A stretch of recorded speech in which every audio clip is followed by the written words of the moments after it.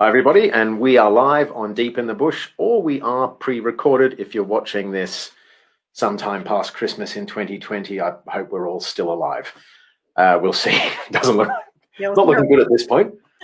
Joining me today is Alexa Cancio, someone who I've known, and I think I can say this without being disparaging, since you're a kid.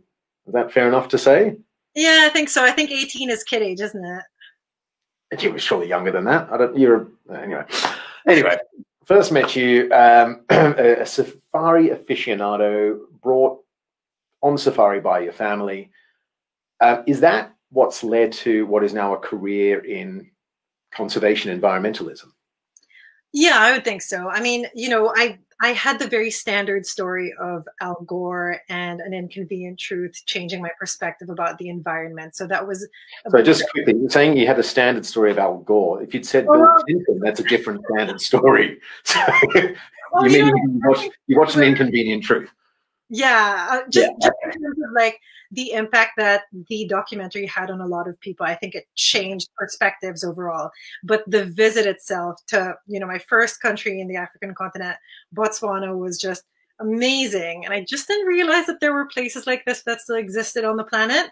And seeing all of that, meeting the locals on the ground, just changed the way that I saw everything and what I wanted to do. And ever since then, that's what's pushed me to still do environmental work like what I do now. So prior to that, what were your life's ambitions? Oh my goodness. I think I wanted to be a dancer for like musical theater. Um, Okay.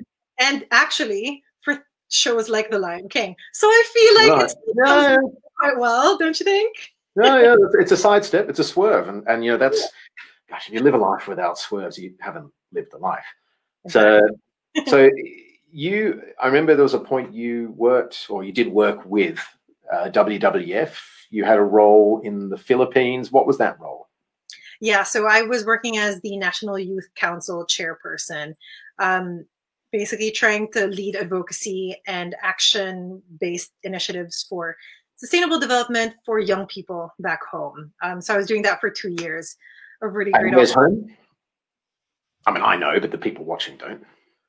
Sorry, can you say that again? Where is home? Oh, yes. Home is the Philippines, where I grew up for pretty much most of my life until I moved here to the UK just a couple of years ago. So, yeah, it's It's been a colder than the Philippines, isn't it? Yeah, I think so. I don't know if winter is really my favorite, but I'm learning to deal with it. I do miss the tropics, and just being able to go outdoors a bit more, but Yeah. learning to live with it. No, I know. It's such a cliche to talk about the UK weather, but it's coming up for a very good reason. Yeah. Okay, so we're going to go something that we do here deep in the bush is every time we're going to hit you with a few rapid questions just to get a feel for Okay. who you are. So first off, if you had the opportunity to bring back any species from extinction, which one would you choose? Yeah, I think that's quite an easy one for me. It would Okay. be the West African black rhino, like hands down. Oh, that's a subspecies, But but yeah, yeah. well, yeah, that's true. But I'm just so much of a rhino girl, and I want all of them to exist forever. I'm going to get you a T-shirt that says "I'm just such a rhino girl." Yeah, That's one of the best things I've heard. that's a weird statement, isn't it? But it's in every sense of the word. I exist to help them out. So It just sounded fantastic. I love it. I could go really, really weird with that because rhinos have got some weird physical characteristics beyond the obvious horns and so yeah, on. they've always been called like the very ugly unicorn of the bush, isn't it, or something like that? That's what I remember reading before. That's unkind and also It is kind inaccurate because all the African ones have got two horns. So they're not a bloody unicorn. They're a bicorn. But yeah, I've heard chubby unicorns and so on. And Yes, I think that's um, endearing. the Indian rhino, the scientific name is Rhinoceros unicornus, which is one of the great scientific names. Yeah. The African ones are a lot less interesting. I'm not going to go into them because everybody just rolls their eyes. Okay, so Western black rhino. If you could choose an animal attribute as a superpower, you can fly like a peregrine falcon, swim like a dolphin, um, live for 200 years or so like a tortoise. What would you choose? Yeah, I think I'd love to be able to run as fast as a cheetah. I think that would be quite amazing, just to be able to go to like random spaces as much as I can.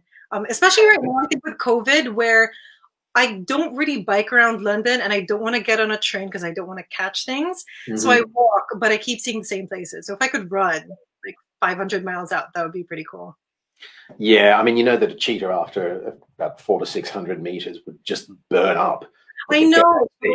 I think out of sheer willpower, I would just try so hard, and then I'd after 500 miles. You know? I mean, within that space of time, you've gone bloody far.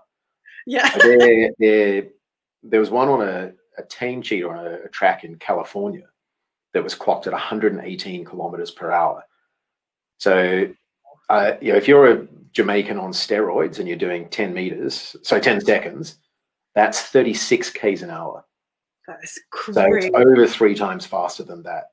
Yeah, but that's impressive though, isn't it? Like, just to think about the ability of different types of animals to do all these crazy things that we can't. I think that's impressive. Oh yeah, and again, there's billions of years of evolution behind it that have honed them to this. So that might be where we end out, as just being something really, really good at running away from each other. We're just all on social media for the real person. I think that's the next evolutionary trait. Yeah. Yeah. Massive thumbs and leg muscles. You've been incredibly fortunate to go on, I don't know how many safaris. You've seen rhinos, you've seen a lot of rare species. What in the world would you most like to see that you haven't seen? Oh gosh, I think there are a couple. I can't say that I've been unlucky. I've seen so many things, but I definitely would love to see pangolins in the wild one day. I've never seen them not in the wild as well. But just knowing how rare they are and actually how much they need to be protected, that would be quite a sight, I think. Yeah. That's something for me that's crazy is I don't know how many thousands of hours I have done on game drive safaris, and I've seen one pangolin, which I just I had a friend who was studying them, and he had radio trackers so we could find them. But in terms of just being out in the bush, however many times there's a leopard, an aardvark I've seen a bunch of times, but pangolin just once that I found one. And then you see these shiploads of confiscated pangolins, and you think, where did they all come from? The money these people could make from showing those to tourists. Yeah. Okay, very important one here. Who is your conservation hero? Can I be sneaky and name a few? Who are your conservation heroes? Yes. Okay. So I think David Attenborough has always played a very big role for me in the conservation space. He's been an amazing communicator, has reached so many people. But there are people on the ground, like locally in the Philippines, that I've really looked up to. One is a friend of mine in college. Her name is Anne Dumaliang, and she is a trustee of this place in the Philippines called the Masungi Georeserve. And she's had to deal with a lot of like illegal issues going on within that space. And she has been so courageous and so brave. It's really inspiring to see her do the work that she's doing, and also actually encouraging people to learn about that georeserve through sustainable tourism as well. So she's working with local communities. She's doing the conservation work. She's combating all these crazy people that are trying to like get into that place and, you know, basically wreak havoc on it. Yeah. Stop them from doing what they're doing. And she's been amazing. Fantastic. Is there a way that we can get attention to her? Yeah, I mean, for her? Yeah, the Masungi Georeserve is a place that does accept people to come in. How do we spell that? I will. So it's Masungi, and then Masungi. Yeah, Georeserve. So Georeserve. Okay, I'm typing that in, and it's going to come up in a little chat box on the screen. Obviously worth looking at. So that's outside Manila, is it? So it's near Manila. It's within Rizal province, and it's probably like it's not too far away from the city itself, but it's really great because you know, they've built a really amazing model of making sure that whenever they have people to come in for certain amounts at a time, they limit the numbers. They make sure they're well educated. They know how to treat the space properly. So it's not just the thing of, oh, let's go see a really beautiful, you know, georeserve and do whatever we want. There are rules, and people are made to understand why those rules are there. Great. That sounds fantastic. Okay, so it's Attenborough and your friend at Musungi Geo Reserve. Were there others? There were other ones you wanted to put out there? Ooh, oh my gosh. I think Mpapi from Minokwena, Okay, just yeah. a truly wonderful man that I met on my fieldwork in Botswana. He is, he is such a great man just for wanting to educate tourists, for learning so much about wildlife, for also wanting to incorporate his local community, the kids there, and to teach them about the importance of tourism and conservation. He spoke so beautifully when I met him, and I think that he is just doing an amazing job. Yeah, I mean, I know Mpapi as well, and he's really inspired me so much, because what I absolutely love is that he's, again, from a safari guide's perspective, it is much from an outsider who came in, growing up in Sydney, I've come to Africa to be a safari guide. One of the disappointments is how often, and when I was far more naive, was why aren't the local people more engaged? So, Yeah, they're going to fill their bellies first, and the bellies of their children. Then you can be a conservationist. yeah. Everybody's belly is full. First, I think that's what people tend to forget, isn't it? That I think, when people do visit countries like Africa and they get the opportunity to go on safari, they see all the beautiful wildlife that's there.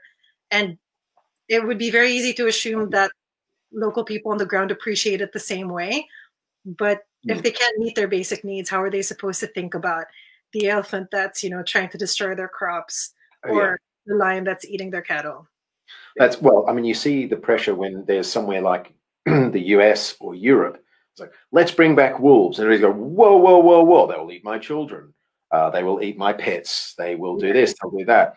And there's an absolute uproar. It's like, but those bloody Africans keep killing all of their wildlife. I know. It doesn't work, does it? Let's restrict aid. Let's do this. And within that maelstrom, you've got this guy Mpapi from a village called Moromoto in Botswana.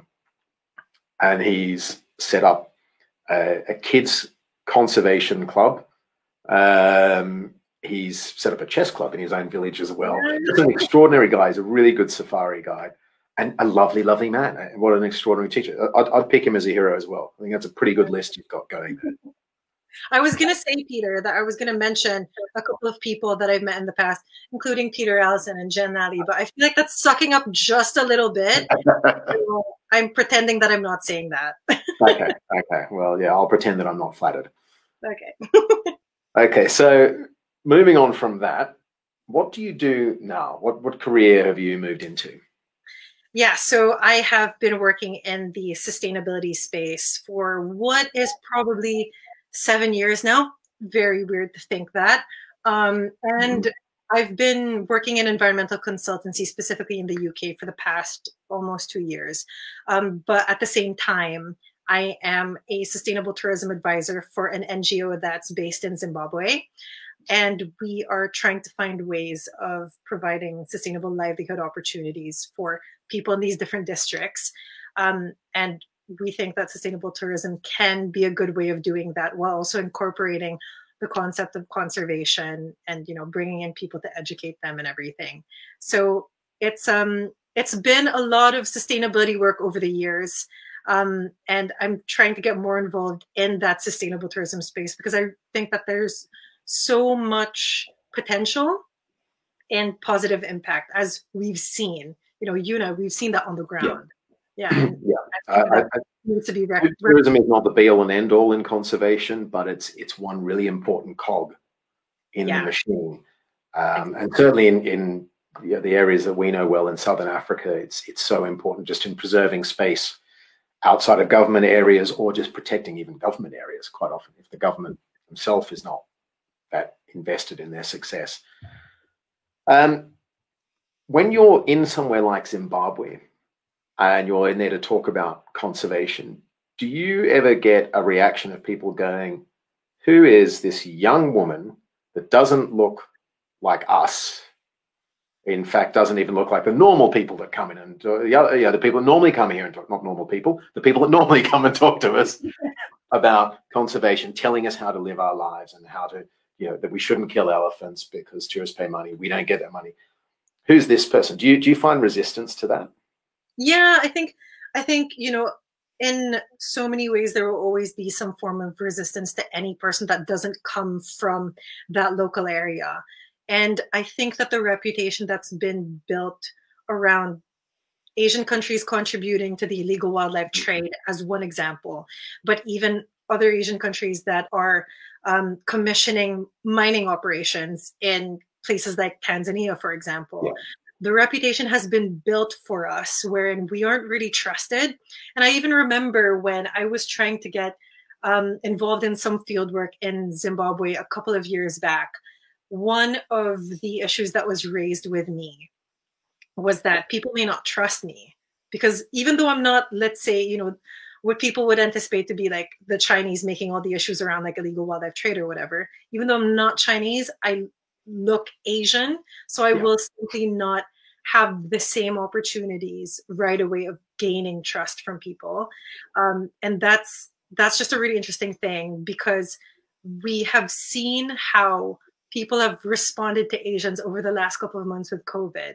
I don't know how that's going to impact me when I go on the ground and people will see me and think she's going to bring COVID to my area because that's the reality of it. People will make associations even if they're not correct. And people, somebody watching this might be thinking, well, there's surely the educated ones that go by. I don't know if you heard yesterday, the Chief Justice of South Africa said that people shouldn't get vaccinated because they're injecting 666 into their bodies. It's like, oh, were you the former science advisor in the US? It's so mad, and this is somebody educated and high up. And so a lot of these attitudes prevail. And it's, I know even within a lot of my personal circles, people who are all interested in conservation, the sentiment is not, well, it's actually typically it is anti-Asian. And you go, well, come on, guys, you've got to break it up into which country you really want to be racist towards. And specific, guys. Yeah, that's right. You can't throw that blanket out. And if you point out, well, ivory typically goes to China as by far the largest market for it. Rhino horn typically to Vietnam. Mm-hmm. Even when you drill down into that, there's been plenty of studies that show that Chinese consumers of ivory typically don't understand an elephant has died. Yeah. They think it's like baby teeth that fall out, that this is found out there. Yeah, because that's what they're being taught. Yeah. Right? Part of the issue. And the cartels that we're up against have got far more money than conservationists tourist operations could ever have, because they're also the people running human trafficking, heroin. Oh, I'd love some of that heroin money. I mean, we could do really good things to save animals then. But yeah, that blanket is thrown. Do you ever find the inverse when you are in the Philippines or Southeast Asia, somewhere around, and you talk about going to Africa? Is there a prevailing attitude that makes you slap your forehead and you think, guys, you've got it all wrong? Yeah, I think it's quite interesting when you think about the dynamics between, let's say Asians being blamed for the illegal wildlife trade, for all these other issues. It's very easy to demonize or to vilify those kinds of situations because not as much of the greater population can connect to the illegal wildlife trade. Mm-hmm. I don't think as many people purchase ivory as much as people do purchase day-to-day products that actually impact on the wildlife areas all around the world. Yeah. And actually, I was in Singapore, I think, when was it? In 2015. I was in Singapore in 2015, and there was so much haze at the time that I was there. I didn't know what it was. And I found out it was because of basically the land that was being burned all the way in Indonesia. Yeah. They were being burned for plantations, for palm oil plantations and all that, in order to produce all like necessary feed products for these big, either Western or really, really big companies that will basically support, either basic needs or material things for the Western lifestyle.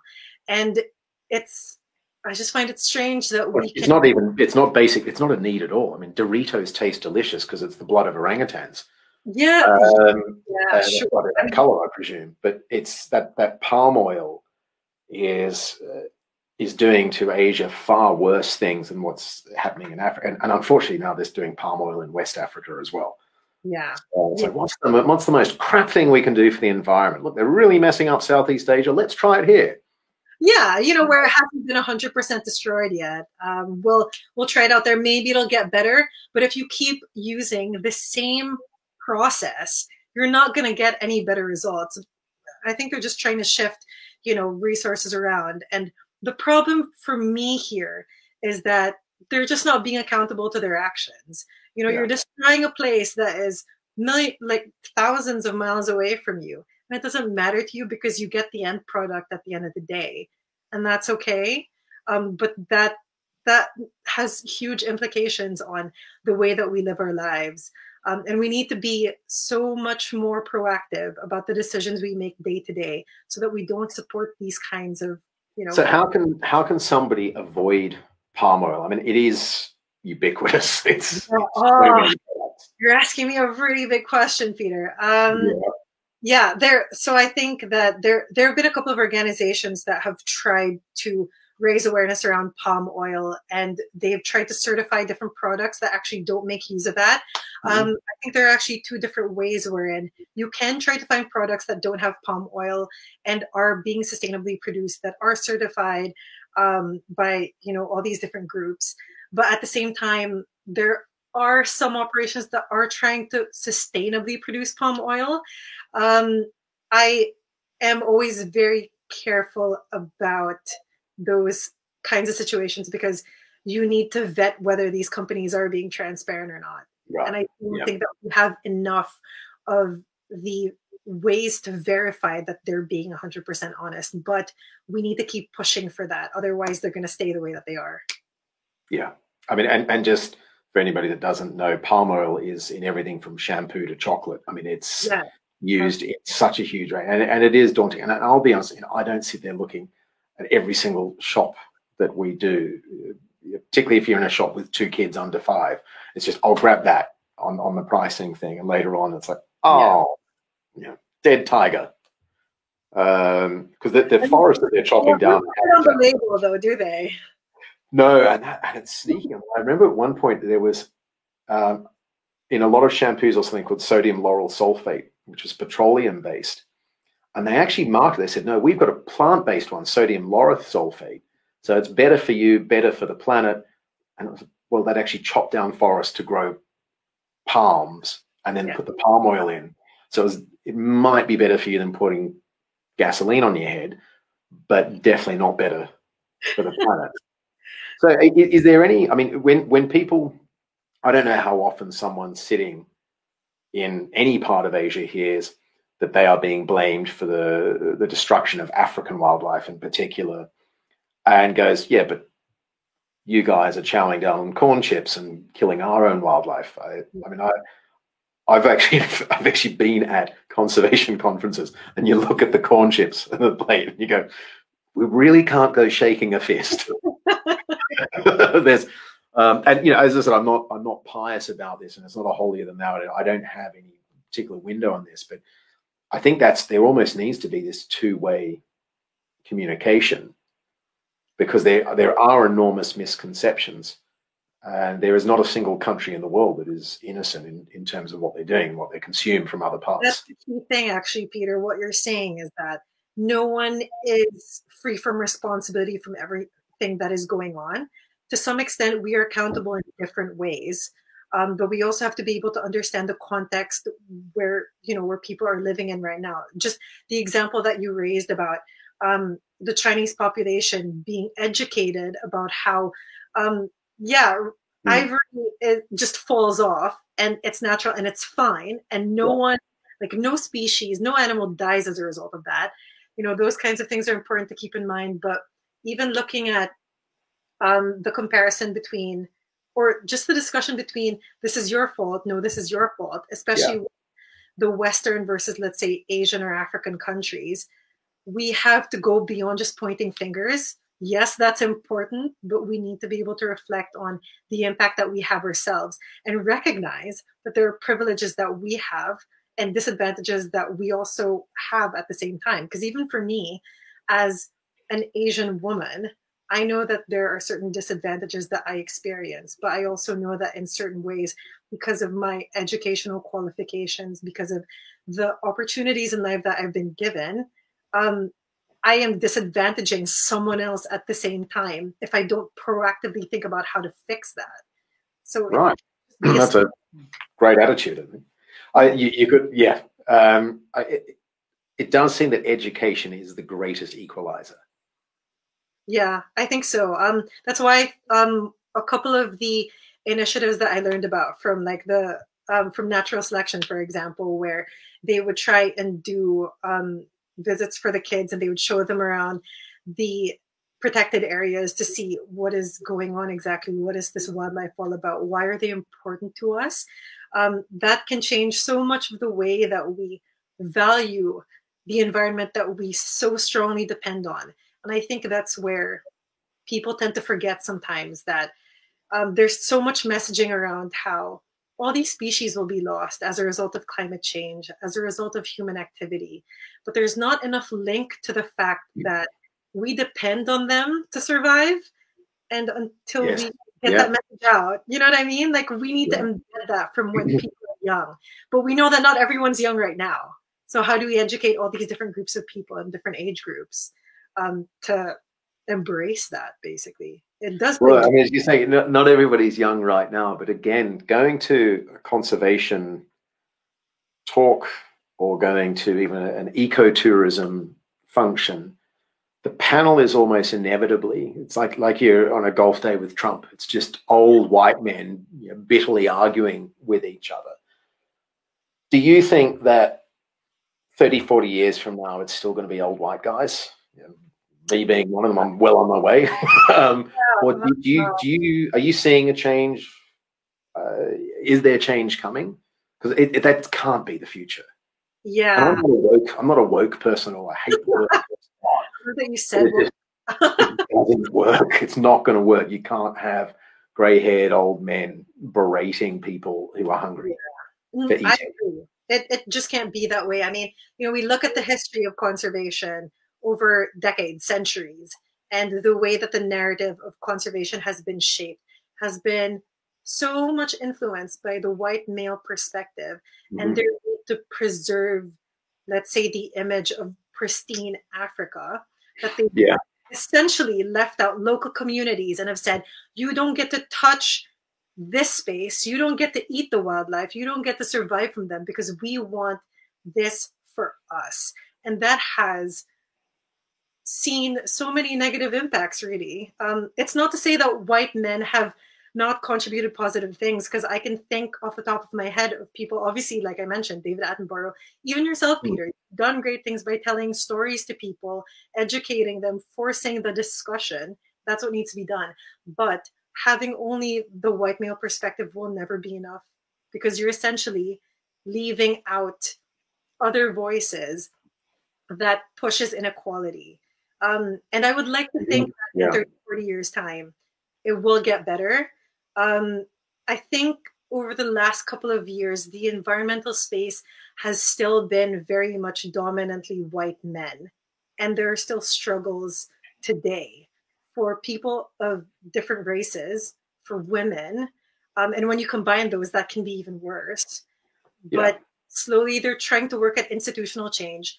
I think so much more can be done right now, but the issue is that it takes so much investment and it takes a lot of effort and thinking that these different, let's say, NGOs or different businesses, organizations would need to think from the ground up and implement those to make sure that women are accounted for. People who are not all white are also thought about. Like the BIPOC community has so much to contribute because they've experienced environmental issues themselves. They've been affected by it, and they can provide the solutions for that. So, we're getting to a better point, I think, where we're trying to incorporate people better into the system. It's just to see whether the approaches that we're doing now are effective enough. within the next 30, 40 years. Yeah, I mean, sometimes you can see it almost straight away. I spoke recently on this podcast with Damien Mander, who does the anti-poaching units that are all female, and I asked him the obvious question, why women?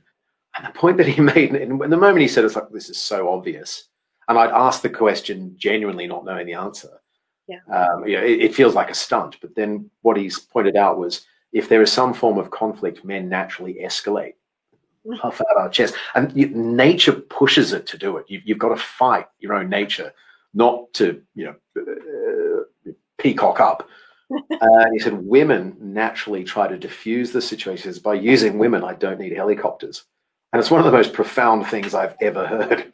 I just thought, oh. Yeah, but that's pretty insightful, isn't it? When you think about how different people, whether it's in terms of gender, socioeconomic status, race, all these other different angles, they will have different perspectives to bring in different attitudes. And it's just important to think about that. I think we've really, I guess the way that I think about it is that if we look back at conservation, the last couple of centuries, can we truly say that it has been successful across the globe? Because, you know what I mean? Like, emissions have gone up. I think only at the moment 7.5% of marine spaces are protected areas, things like that. You're not accounting for these different perspectives that could actually say, maybe you need to think about this issue in a different way. Maybe you're framing it differently. Maybe you're not thinking of, a new way to address the issue. And I would think, at the very least, yes, with bias as well, that women can contribute a lot, and people from different races can contribute a lot. I don't have any problem with that statement. I don't think it should be the domain of white guys, but it's quite extraordinary with the generation that we're looking to not supplant, but just eventually naturally replace. I know from a tourism perspective, you get an insight into a lot of the wealthy of the world. Most people coming on safari have got money because it's expensive. It's expensive to get there. It's expensive to do the safari. And I remember, so late 90s being in Botswana, and you'd get somebody and they'd arrive in camp and they'd say, oh, we just had a marvelous flight in. It was with a lady pilot. It was like, my God, she did that without a penis? And how could she fly? Surely her breasts were in the way. Able to do that. And it's nightmare. It's both hilarious and tragic. But what's extraordinary is, even in the time I was in Botswana, that stopped being worthy of comment. And I mean, I know as a kid, they would say it was a lady doctor. Yeah. You would say a female doctor, and now people are just doctors. It's really not worth, and I don't know that there's a gender balance there yet. I'm really not sure on that. I doubt it.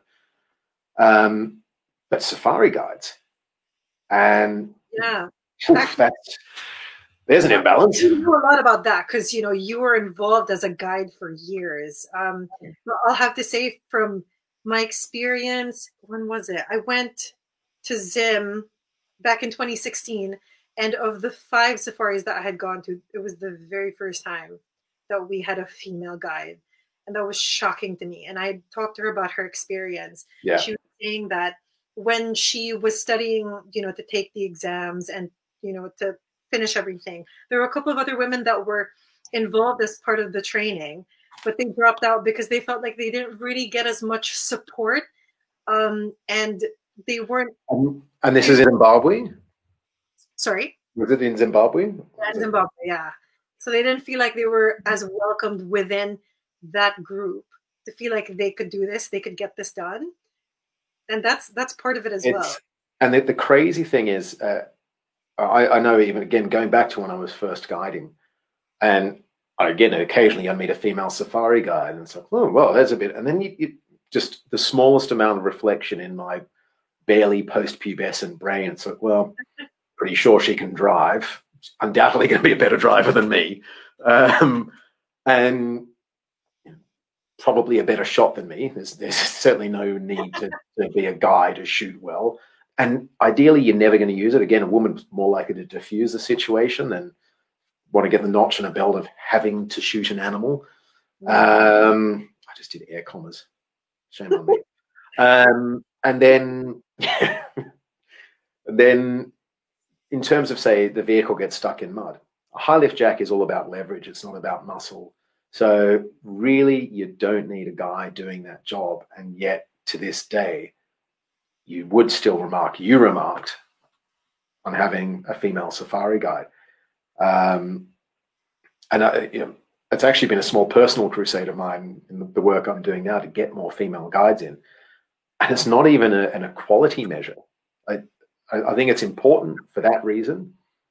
But in a country like Botswana, where you've got 2 million people, the whole population, if you doubled the pool that you're employing from, surely you're going to put up the quality. Yeah, absolutely. If you're excluding 50% of the population, you're wiping out a whole bunch of great potential candidates. So, yeah. Talent from that, basically, when you don't consider those people. So, okay, so women can be safari guides. What else should women? And I do see a safari guide as a conservationist. They're an educator, Agree. Entertainer. They're the people that seduce you into loving the environment, or at least they're half good. That's what they should be doing. What other roles should women be having in conservation that you see them either blocked, or they're just not occupying, or they're actually blocked from getting into? Yeah, I think that it shouldn't really be a case of where should women be involved in, because the reality is they should be involved in every single decision-making process and every level, whether that's, people on the ground, or it's high management, or it's at the board level.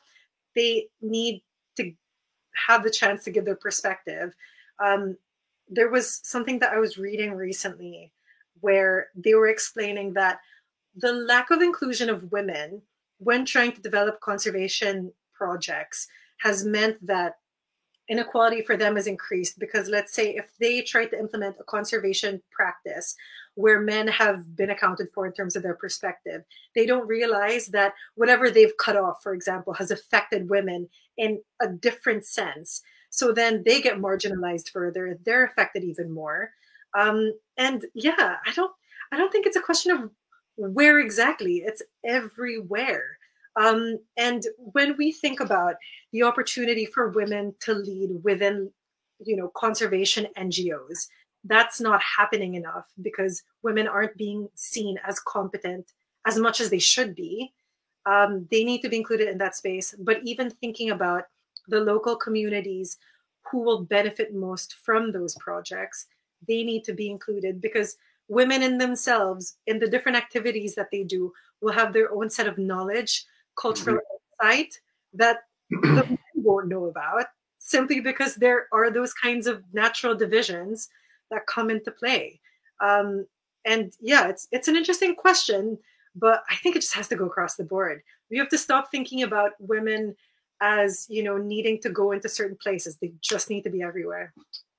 Well, it's funny you're saying stop thinking, and I agree with you again, but I actually read something once that said that the Navy, US Navy, had commissioned something on who were the ideal submariners, and it just came out and said women. They were looking for what psychological profile.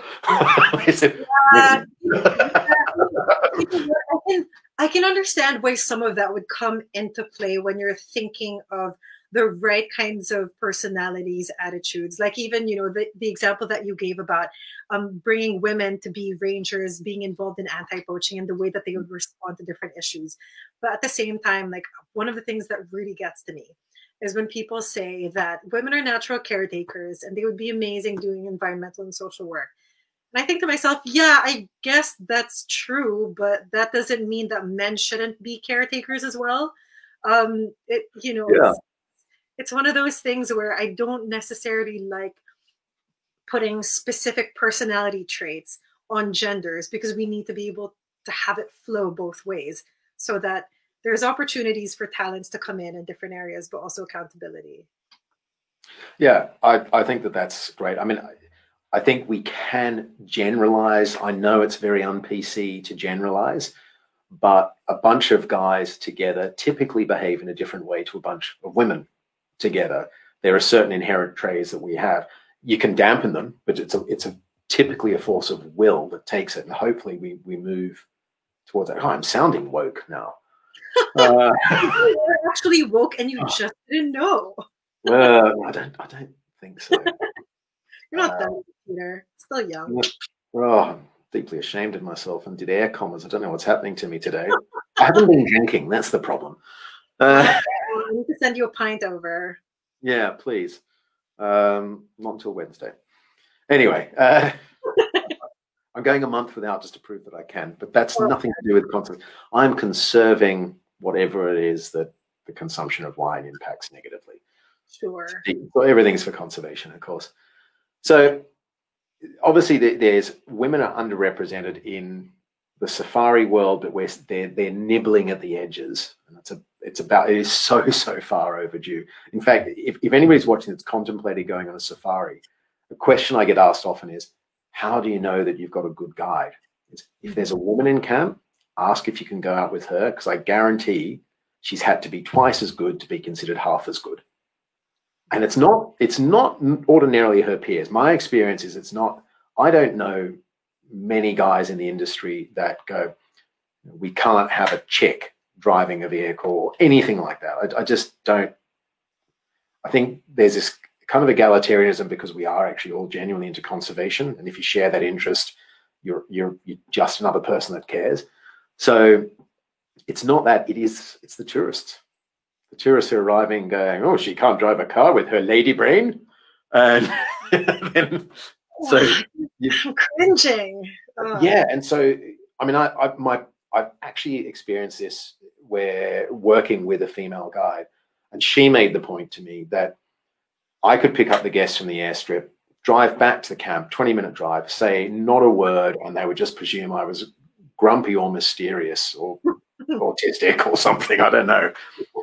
She's got 20 minutes to blow their mind because they get off the plane and they're expecting somebody that looks like Ralph, who I'm sure you know, or Super, who you also know. Yeah. Big guys, they look the part, great khaki clothing. And when they see a woman, she's got to overcome that prejudice, and she's got to absolutely have blown their mind in 20 minutes. So guaranteed, if you do meet a safari guide who's a woman, she's probably better than all the guys she works with because she's had to be to get that far. Yeah. And I almost, I just wish they could be as mundane as their colleagues and get away with it. That would be equality, wouldn't it? But yeah, you know what? I think that's a really good point.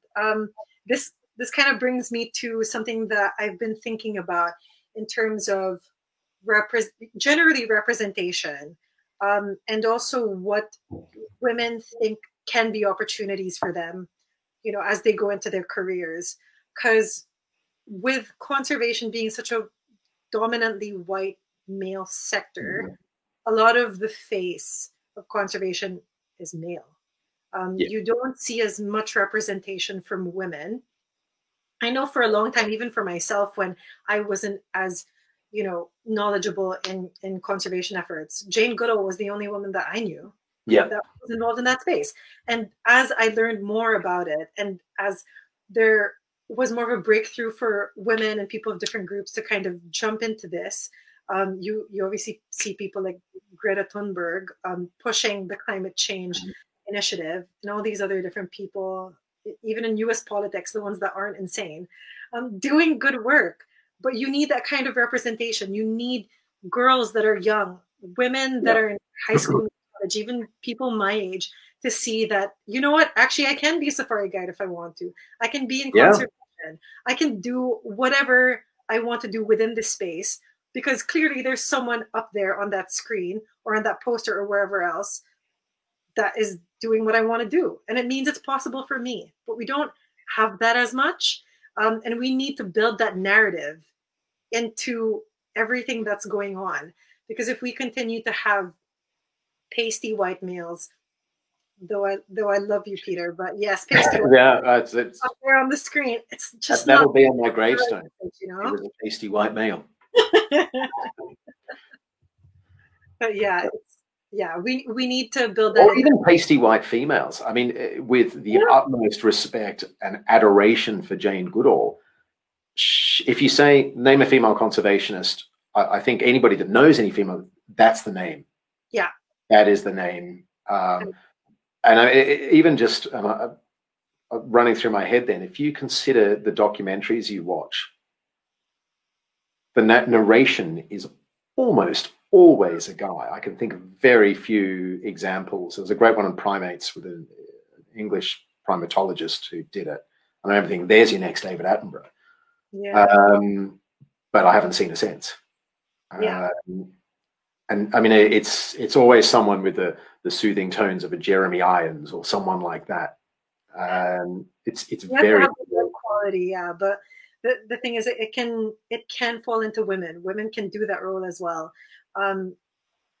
They just need to be given a chance to do it. I just don't think it's properly embedded. Like, you know, Peter, even when I was trying to look for jobs here in the UK, I was obviously trying to tap the tourism space, the conservation space, sustainable development overall. And aside from, well, the main issue for me was that, you know, I'm a foreigner. It's harder for me to get a job. But even researching on the basics of how knowing that it's a woman that is applying for the job, or that it's the name of an Asian person, there is an unconscious bias for people that are reviewing these applications. We need to find a way to make these process, you know, much easier for people to jump into the space and then to actually advance in them as well. So would you think a blind process where the name isn't there? I mean, why should your gender be on a CV for anything? It's there in your name. I've never considered that. I've never. Yeah, but you know, it's not even just about the CV. It's within the interview process as well. That's where it obviously gets trickier, but because it's not like you can pretend that you're a different gender. Yeah. You know what I mean? I don't mean that in a rude way, but you know what I mean. Yeah. And yeah, I think I'm not that woke yet that you've offended me. Yeah, but I think for me, within the company that I work in now, I think a huge factor that has really helped me is the fact that their recruitment process was blind.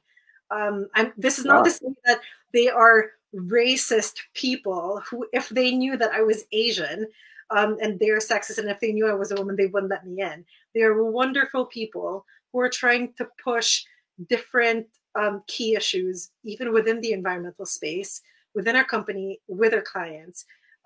But you always have to account for unconscious bias because you never know when that's going to come in. Like I have that. I'm sure you have that as well. Yeah, yeah. That. I've got conscious ones that I've got to work against, but probably the more dangerous ones are the ones that I don't know about. Yeah, exactly. You know, there's part of it's just your upbringing. There are things that my father used to say that there is no way I'm ever going to say to my kids, and they were done in jest. And I have no doubt that my kids are going to look back and go, he was a horrible person.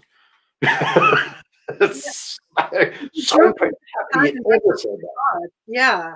I mean, I know that experience as well. There are things that people in my life of the older generation have said that I can't share on this screen in case they're watching. I love you. But you know, those things feed into your mind, and if you don't second guess it, then you're never going to think that it's wrong. Yeah. I mean, this is actually going back, and I really don't want to talk about being woke as much as we've done, but part of my resistance to it is that they're berating people who are 70 and 80 for not using the currently accepted terminology. So, come on, you know, they fought Nazis. They're the good guys. And you know, if they haven't kept up with the terminology or even the attitudes, give them a break. If it's somebody who's a contemporary of yours and has got all the information available to them and is rebelling against it just to be a dick, absolutely shame them. But it seems mean-spirited and actually uninclusive, so many of these. And similarly, conservation does this too. I think conservation too often tries to shame you into good behavior rather than grab you by the hand and say, do you want to come and see something amazing? And you've got a chance to help save it. Yeah. I think, again, that's where the angry old men aren't so good at that. They're so much better at wagging a finger. Yeah. Yeah. It's, you know, when I was in college, I remember really being really aggressive about how people need to care about wildlife. People need to care about the environment. And if you don't, you are a terrible person and I don't want to be associated Mm. with you. Go fix yourself. And after going through, you know, actually talking to people that are working on the ground, that are interacting with wildlife and local communities, you realize that that's not how it's supposed to work. Because, like what I was saying earlier, accountability is key, and you need to put people in their place sometimes and say, you need to fix this. But that's not always the right message to people. And I think, when you were saying earlier, um, let me show you something that's wonderful, that's amazing. This is where I find that Mm. being able to expose people to the environment, ideally in person, but if not, then through documentaries, through stories, that can be such a powerful way of engaging people's emotions, values, and beliefs that is far more impactful than any kind of finger wagging can ever do. Because Yeah. you're playing to people's, good side, and you're trying to show them this can be something that can be important to you and can change your life. Even to be proud of and to love it because other people don't have it. Yeah.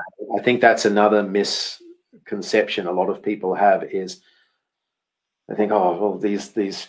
Let's go back to Africa. Well, they're killing all the wildlife, and don't they realize once it's gone, it's gone? So no, they presume it's elsewhere, and in fact, Botswana, which has got a pretty decent education system. Um, when I was training guides there, I I took a step back at one point and I stopped training them on wildlife and started training them on Europe and the States, where most of the clients came from, because I realized I had little understanding of that. And I bought a kid's inflatable globe that had over the countries of the world the animals that occurred there. I used to pass it around the room and say, find the lions. And of course, they were just in Africa, maybe a couple in India. And I said, nobody from America has seen a lion in their backyard. Nobody's seen it from America or from Europe has seen an elephant in their backyard, or cheetahs or leopards. These are the animals they do get there, and most of them live in a city. And the most exciting thing they've ever, wildlife-wise, they see is a squirrel. So that's why they get excited seeing a warthog. Yeah, that's my life as well right now. I actually do Yeah, watch squirrels outside the window, and that's the only wildlife I get. So it's good that you're trying to teach them about what's going on in the rest of the world. Because fair enough, they if they think that these wildlife exist everywhere else, it gives them a very different picture of what's going on, and then yeah, it's important to contextualize that. yeah. I'm doing sparrow of the day at the moment. Are you? Yeah, No. yeah. Well, no, I've got a friend. You might know him, Chris Buckus, the one-armed lunatic. Yes, And every yes. day he's thinking, "Oh yeah, dolphins in the surf today." And I said, I saw a sparrow shit on the feeder and then eat the food. And sparrow of the day. You get jealous of like people that are working, because I see them all the time. All the guides that I still follow up to now that I'm still friends with, they post pictures of what's going on in Waneb or wherever, Yeah, and you see all the wildlife that's going on there, and I'm sure it's something that you quite miss as well. it's a really good um, exercise if you can do it distantly from there. But I remember again when I was living in the bush was some momentous piece of news, and this year's been one long momentous piece of news. And you realize that we think, oh, it's life changing. The world has changed. It's not if you're an impala. You still, Ah, the sun rising. Yes, I made it through the night. And you go, crap, I've got to make it through the day. And then the sun sets. Yes, I made it through the day. And now, crap, I've got to make it through the night because nighttime you got leopards, lions, hyenas coming after. In the daytimes it's cheetahs, wild dogs. You go for a drink, it's a crocodile. Sleep under a bush, a python might grab you. It's a crap life. If you get reincarnated as an impala, you're a bad person. So yeah, and for them, they do not care what the death rate of COVID is. They don't care that the Twin Towers fell. They don't care that somebody may or may not have been put up on a cross. That's none of those things matter to them because they've just got survival forefront of their mind. And there's something refreshing about that. It puts all of the news in perspective that what they're doing is timeless and what we're doing is a blip. But with an eye to the future, is there some project you know of or you're involved in that's got you excited? Something positive? Yeah, I think I can think of a couple. Well, at the moment, I can't speak into too much detail about the work that we're doing Sure. at the NGO that I work with at Sainted Roots, because right now, basically the months before COVID, we had done field work to try and see whether sustainable tourism would work for the local communities that we're interacting with. We were meant to go back this year to do the full field work again, see if we could implement that, but COVID has stopped things. So we're trying to do structural approaches, fixing our internal stuff, talking about key things like, gender, race, how can we be more inclusive? I think that's good that an NGO starting so young is thinking about those different issues. So these are things in the works. But personally, one of the things that I found really inspiring was when I was on the ground learning more about the work in natural selection and how they're trying to be more inclusive with local communities, making sure that they're being heard as part of the conservation story is really important. And honestly, even in the way that the business is formed, using 1.5% of, I believe, is it revenues or profits? It's a revenue. Yeah, it's not. Yeah, so it's a revenue. So it's before we even look at profit, we tax ourselves. Yeah, no, but it's great because you are incorporating the fact that you have an impact to society and to the environment, and you're making sure that you're accountable to that as well. So making sure that it's targeting conservation community work, I think that's amazing. I think that also the work that's being done in African bush camps is really quite exciting. They have a lot of foundation work to continue educating children, providing job opportunities so that people can also appreciate and understand the purpose of tourism and conservation. That's great stuff. And one that I am really a fan of is the work that's being done in IFAW, where they're trying to basically try to... Just for anybody that doesn't know, what does IAFW stand for? It's the International Fund for Animal Welfare. So they target a lot of wildlife and animal based issues, and they're trying to target cybercrime right now. This is, to me personally, a very exciting one. They're targeting what? Sorry, cybercrime? Yeah, cybercrime. So it's all about the illegal trade and what's happening online, because all these people are getting so creative right now on how to sell these different illegal items, and they're trying to track down how these are coming into place, how they can stop it. And I'm hoping that there will be more integration of educating the demand side of things as well. I think, there have been a couple of organizations that have been trying to push that. But yeah, I think there's so many things. There's so many good projects that are being done. It's just such a shame right now that there's a lot of pressure in terms of the lack of funding, lack of ability to actually mobilize people on the ground right now. They do need a lot of support in terms of donations, even people who are willing to volunteer. But it's continuing. It's happening. And it will come back to life 100% in time. We just need to stay at home in the meantime. Oh no. Yeah, wait for the vaccine. Yeah, exactly. We'll be the most patient generation of all. Okay, so normally we finish off with what's some good news. I think there was pretty much good news covered in that, unless you got another piece of good news just to share. No, well, I think that's covered in there. One of the things that I was discussing with someone just earlier today actually was reflecting back on sustainable tourism or ecotourism, really, what's been happening now. It's really strange to say it in this context, but I think it's worth sharing that when ecotourism operations had to stop because of COVID, because obviously clients weren't coming in, tourists weren't flying into the country, it just wasn't safe as well for staff to be in those camps and interacting with people from other countries. We saw a surge in poaching because tourism wasn't operating, guides weren't going on the ground, there wasn't as much going on in these protected areas and in these other spaces. And as a result, animal lives have been sacrificed. And that is a negative thing. It doesn't sound like good news, and I fully acknowledge that. But at the same time, I think when we look at the reality that actually ecotourism has been doing some amazing work.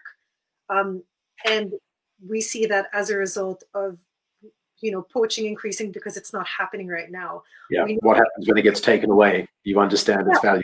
Yeah. exactly. So you see, we knew the value before, like you and I, the people in the industry, we knew that. But I think when you get to educate other people that haven't had the chance to understand the value of ecotourism in both social development and in conservation, you see it now because it's not there and things are not going the way it should be. But once, I'm sure that there are so many things that are trying to be done in the meantime. But when things get back to operating again, then ecotourism will be there to help support and to help balance things out.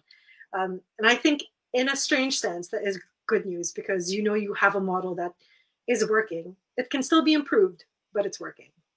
Yeah, and it will bounce back as soon as people start to travel. So stay safe, everybody. Go and get a vaccine as soon as you can, and then come on safari and save the world.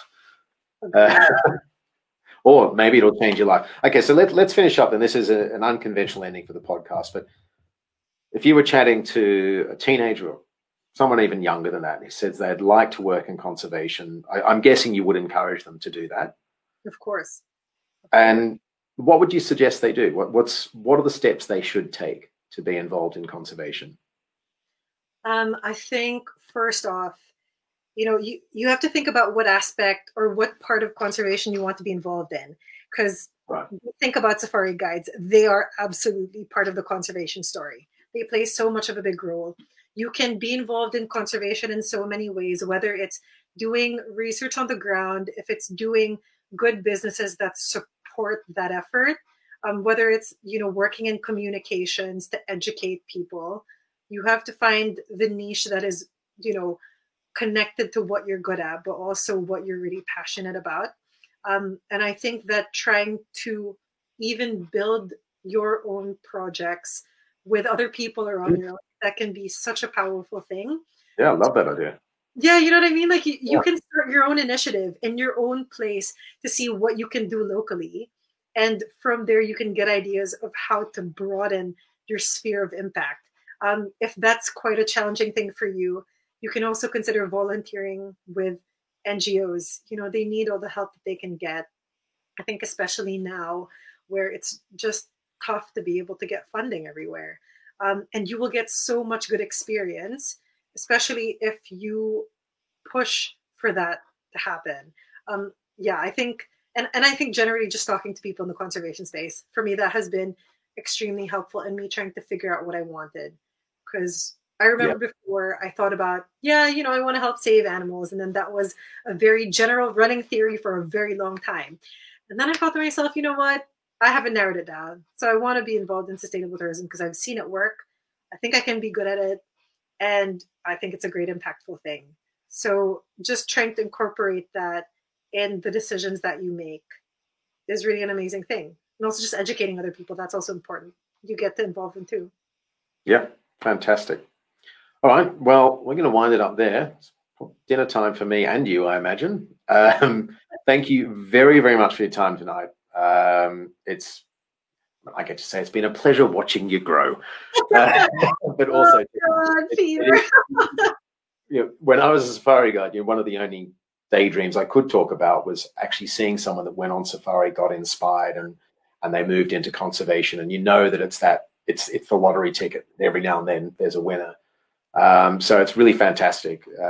You're hopefully an inspiration to a lot of people from the Philippines, from around the world, but also just as safari guides. Like, we're actually doing the job right, getting people into this. So I'll give a shout out to Puppy when I next speak to him as well. Yes, and hope you actually get through Christmas and lockdowns and don't get locked down too much after it. And I'm sure we'll speak again soon.